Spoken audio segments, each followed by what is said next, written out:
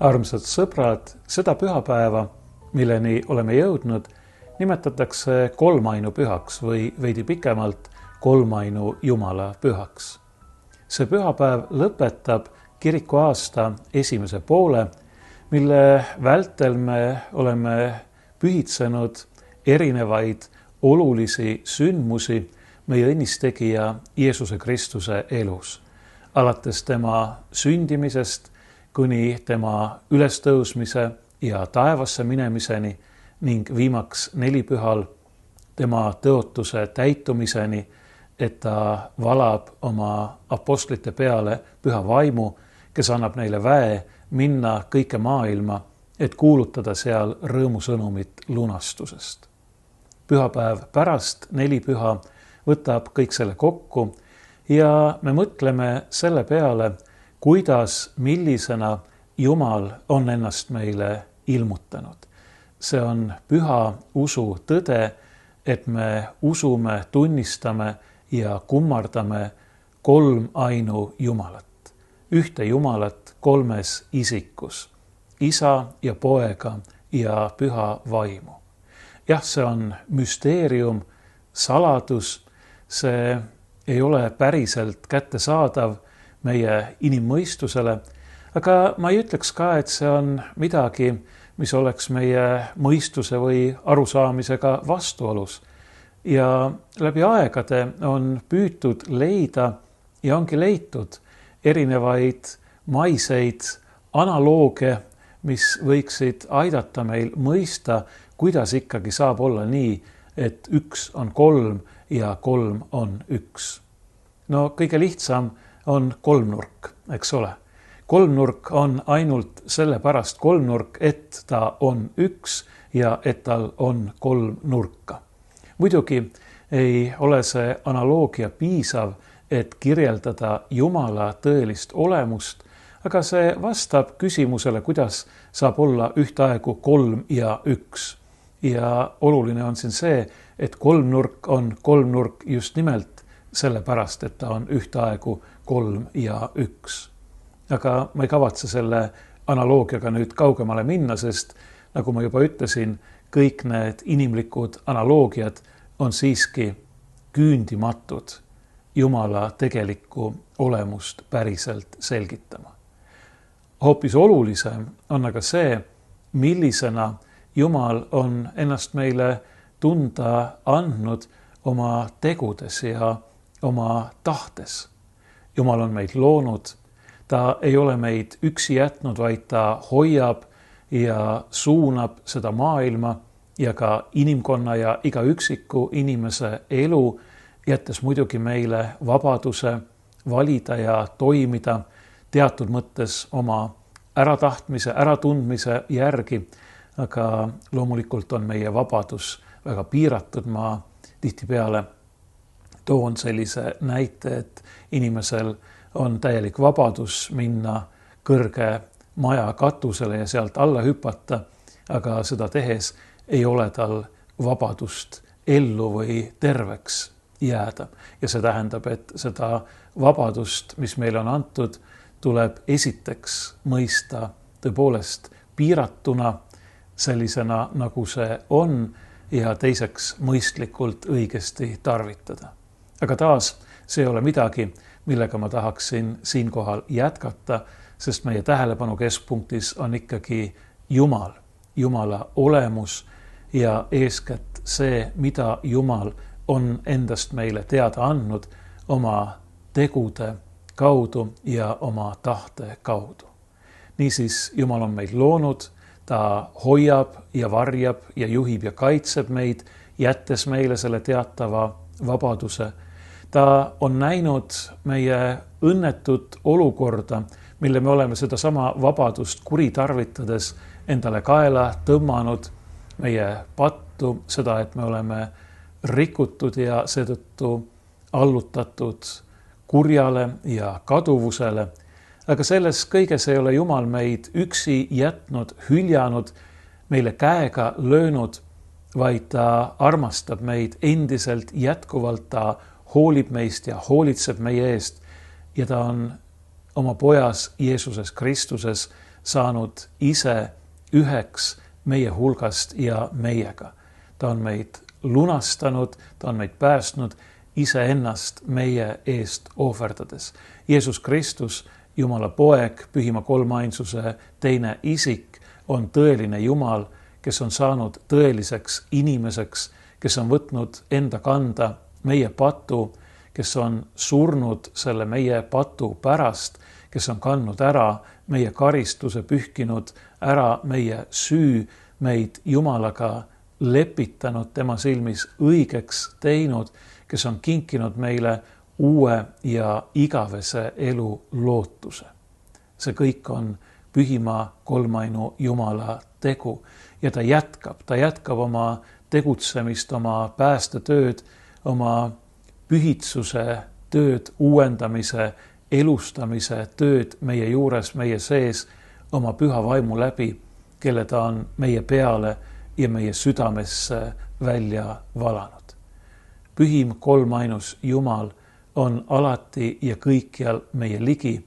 Võiksime öelda, et ta on meile ligemal kui meie ise, ta tunneb meid paremini, kui me ise ennast tunneme, ta armastab meid rohkem, kui me ise oskame iseennastki armastada, ta hoolib meist ja hoolitseb meie eest, ta ei ole kaugel mitte ühestki meist, nii nagu ütleb apostel Paulus, vaid tema sees. Tema sees me oleme ja hingame ja liigume, isegi need, kes teda ei tunne, kes temast midagi teada ei taha. Aga muidugi on palju parem teda tunda ja temast teada, tema poole hüüda, temast kinni hakata ja mitte kunagi lahti lasta. Nii nagu tema ei taha meist mitte kunagi lahti lasta. Ma ütlesin, et Jumal on andnud ennast oma olemust, seda, kes, milline ta on, meile tunda eeskätt oma tegude ja oma tahte kaudu. Jumala tahe on, et kõik tuleksid tõe tundmisele ja saaksid päästetud, saaksid õndsaks ja Jumala teod meie suhtes on kõik suunatud sellele. Sellele, et me õpiksime tundma teda ja igavest elu ning võiksime selle igavese elu selle täiuses ja õndsuses pärida. See on Jumala tahe, selleks on ta kõik teinud ja meie asi on ennast sellele imelisele armule, mille osaliseks Jumal tahab meid teha, lihtsalt avada.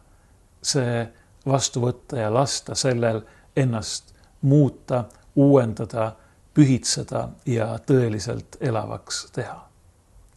Meie tänane epistel on pärit apostel Pauluse kirjast Efeslastele, selle kirja 4. peatükist, ja selle 4. peatüki on Paulus suurel määral pühendanud kristlaste vahelisele ühtsusele. Sellele, et me elaksime ühes meeles, et me hoiaksime seda ühtsust, mille Jumal on meile Jeesuses Kristuses oma püha vaimu läbi kinkinud. Ja siin ongi väga oluline meeles pidada ja tähelepanu juhtida, et Pauluse jaoks ei ole see ühtsus, millest ta siin räägib ja milleks ta kristlasi kutsub, mitte meie inimeste tegu, töö, saavutus, vaid see on osa Jumala armuannist, mille ta on meile kinkinud Jeesuses Kristuses oma inimeseks saanud pojas. Kristus on see, kes teeb ühtsuse ja üksmeele võimalikuks ja tegelikuks. Ilma temata me oleksime ikkagi üksteisest lahus ja paraku ka lahus Jumalast, ilma Jumalata, nagu apostel Paulus selles samas kirjas Efeslastele veidi varem ütleb, aga temas oleme me kokku liidetud üksteisega ja temas me oleme saanud ka ligipääsu Jumalale, oma Isale. Tema on see, kes meid ühendab, mitte ainult isekeskis, vaid kõige olulisem Jumalaga, oma loojaga, oma elu allikaga, võiksime öelda oma elu endaga. Ma loen need mõned salmid apostel Pauluse Efesose kirja 4. peatüki algusest, mis meile tänaseks epistliks on antud, ja siis, nagu ikka, ütlen mõned sõnad omalt poolt kommentaariks. Apostel kirjutab siin nõnda. Mina, kes olen vang Kristuse pärast, kutsun teid üles elama selle kutsumise vääriliselt, millega te olete kutsutud. Kogu alandlikkuse ja tasadusega, pika meelega, üksteist sallides armastuses ning olles usinad rahusideme kaudu pidama vaimu antud ühtsust. Üks ihu ja üks vaim, nagu te olete ka kutsutud üheks lootuseks oma kutsumise poolest.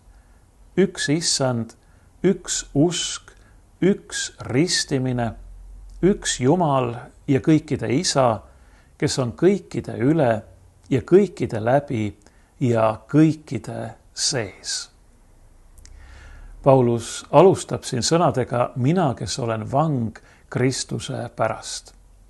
Tegelikult, kui me võtaksime kreekakeelse originaalteksti, siis siin ei seisa mitte vang Kristuse pärast, vaid vang Kristuses või veelgi täpsemalt, sõnasõnalisemalt seotud Kristuses. On tõsi, et Paulus on kirjutanud selle kirja vangistusest ja vangistanud olid ta kõigepealt juudid Jeruusalemma templis. Teda süüdistati selles, et ta oli paganaid templisse toonud. Juudid andsid ta üle Rooma ametivõimudele. Paulus oli tõepoolest vang, ta oli tõepoolest seotud, aheldatud, aga ta ei kirjelda ennast siin mitte juutide või roomlaste vangina, vaid ta ütleb, et ta on vang Kristuses. Kristus on ta vangi võtnud. Seda ei tohi mõista mitte negatiivselt, vaid see tähendab tegelikult seda, et Kristus on ta vabastanud. Kristus on tema, kes oli vang, kes oli vangis selle maailma kaduvuse ja patu ja kurja all vabaks teinud. Kristus, kes on surnuist üles tõusnud ja üles taevasse läinud, on võtnud endaga sinna kaasa, ütleb Paulus veidi hiljem, need, kes olid vangid, ta on vangid vangidena kaasa viinud. Paulus tsiteerib siin ühte Vana Testamendi psalmi.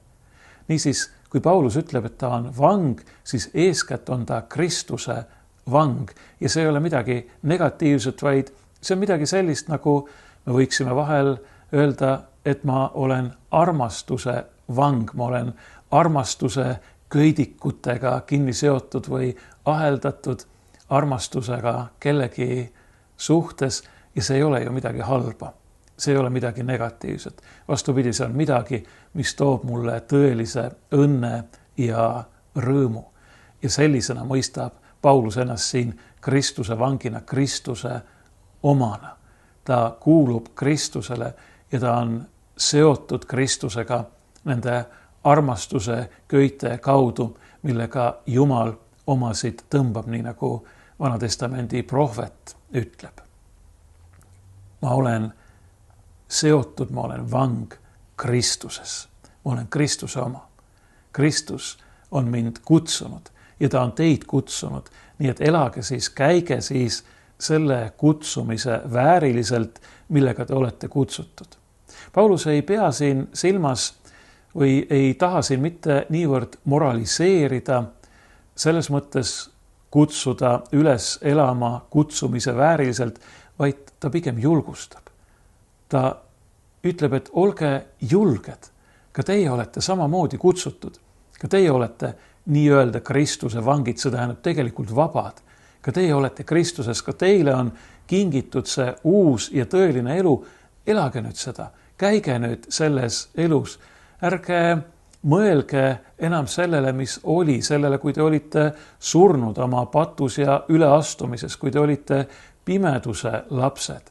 Te olete nüüd elavaks tehtud Kristuses. Te olete valguse lapsed. Te olete Jumala poolt uueks loodud, tegema häid tegusid, mis tema on meie jaoks juba enne valmistanud, nii nagu Paulus samuti siin selles samas kirjas veidi eespool ütleb. Te olete vabad. Teil on uus elu. Käige nüüd selles uues elus. See ei ole kuidagi maha suruv manitsus, vaid vastupidi, see on julgustav ja üles ehitav kinnitus, ärgitamine tõeliselt elama. Tõuse nüüd, kes sa olid surnud või kes sa magasid, tõuse üles, ela, sest sulle särab Kristus. Taas Pauluse sõnadega siit samast kirjast eefeslastele. Selle juures on vaja aga säilitada teatud voorused, mida Paulus siin nimetab ja neid on kokku 7 tükki. Ta räägib alandlikkusest, tasadusest, pikast meelest, sallivusest, armastusest, rahust ja ühtsusest. Need on kõik väga olulised asjad, sest need kuuluvad selle uue elu juurde, milleks Jumal on meid mitte lihtsalt kutsunud, vaid milleks ta on meid valmistanud, uuesti sünnitanud, uueks loonud. See alandlikkus ja tasadus või need alandlikkus ja tasadus, mida Paulus siin mainib, need on eeskätt selline, kuidas seda öelda, õige reaalsustaju kujutamise või kujundamise voorused. Et sa mõistad, kes sa oled, kes sa tegelikult oled, milline sa oled, kes sa oled Jumala ees ja teiste inimeste suhtes, et sa ei arva endast rohkem, kui sa tegelikult oled, et sa ei pea ennast tähtsamaks, kui sa tegelikult oled, tähtsamaks teistest.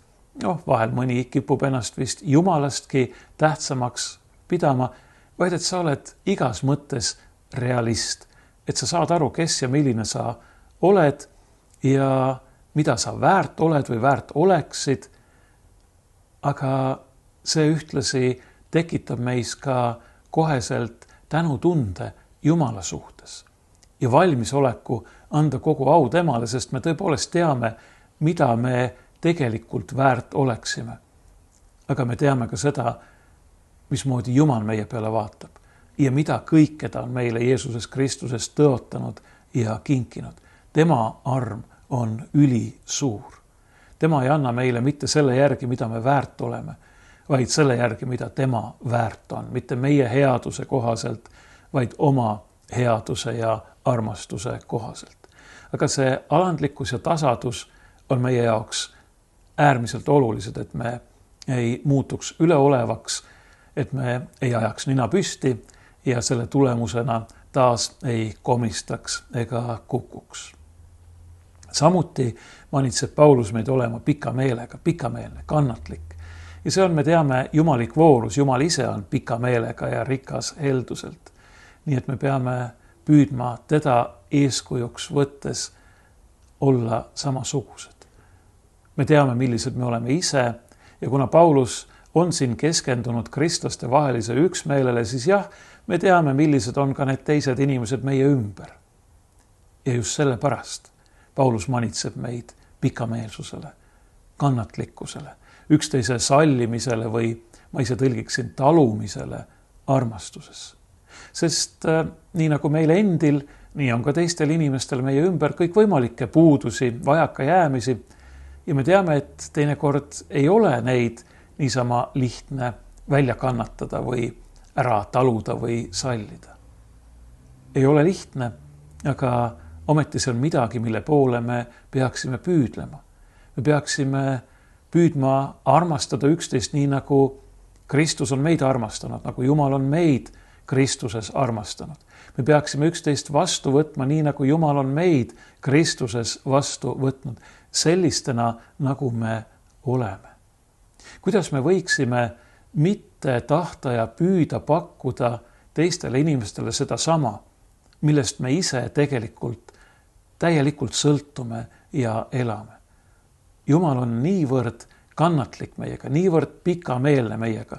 Jumal on nii salliv, nii taluv meiega ja tema armastus on nii mõõtmatult suur.